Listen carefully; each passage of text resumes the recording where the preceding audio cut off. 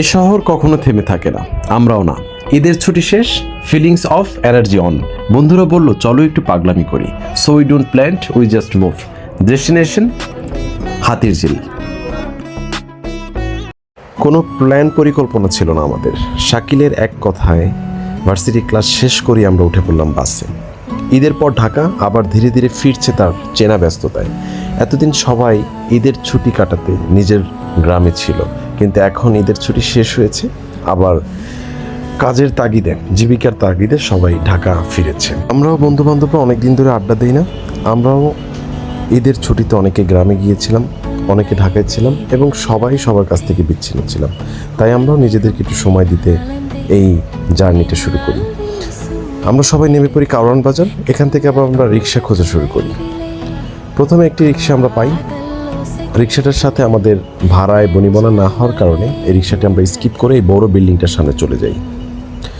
এখানে একটি বড় রিক্সা আমরা পাই, যেখানে আমরা 5 জন চড়তে পারবো। রিক্সায় সবাই চাপাচাপি করে বসে আমরা চলতে শুরু করলাম আমাদের গন্তব্যের দিকে। আমরা যাচ্ছি হাতিরঝিলে। কিছুক্ষণের মধ্যেই আমরা পৌঁছে গেলাম এবং রিক্সা থেকে নেমে হাঁটতে শুরু করলাম। ভেতরে ঢুকতেই বুঝলাম আজকের জায়গাটা একটু অন্যরকম। মানুষ খুব কম, চারপাশটা একদম নিরিবিলি, শান্ত একটা পরিবেশ। আমরা একটু সামনে হাঁটতে শুরু করলাম।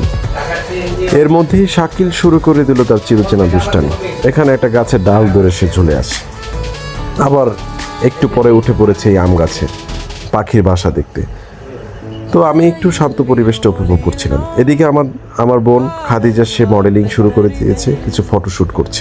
এখানে একটা আইসক্রিমওয়ালা ছিল, তার কাছ থেকে আবার কিছু আম নিয়ে নিল আমাদের খাদিজা। হঠাৎ করে দেখি শান্ত হাওয়া বইছে, খুব ঠান্ডা বাতাস।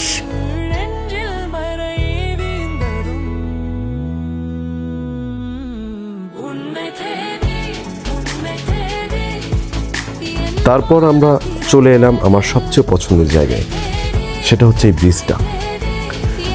এর পরপরই শুরু হলো গুড়ি গুড়ি বৃষ্টি। আমাদের হাঁটার গতি আমরা একটু বাড়িয়ে দিলাম।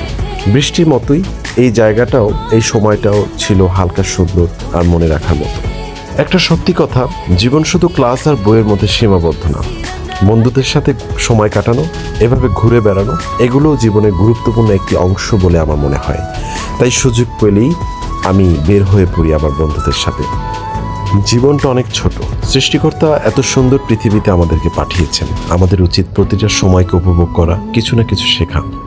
ভার্সিটির জীবন শুধু পড়াশোনার মাঝেই সীমাবদ্ধ রাখতে চাই না, পড়াশোনার পাশাপাশি আরও অনেক কিছু শিখতে চাই। ভ্রমণ, ঘোরাঘুরি, এই আনন্দের মাঝেই লুকিয়ে আছে অনেক শিক্ষা। হাতিরঝিলের মতো এত সুন্দর একটি জায়গায় বন্ধুদের সাথে সময় কাটাতে পেরে আমি অনেক আনন্দিত। আপনাদের সবার প্রতি ও আমার বন্ধুদের প্রতি আমি কৃতজ্ঞতা প্রকাশ করে আজকের মতো বিদায় নিতে চাচ্ছি। সবাই ভালো থাকবেন, সুস্থ থাকবেন। আসসালামু আলাইকুম ওয়া রাহমাতুল্লাহি ওয়া বারাকাতুহু।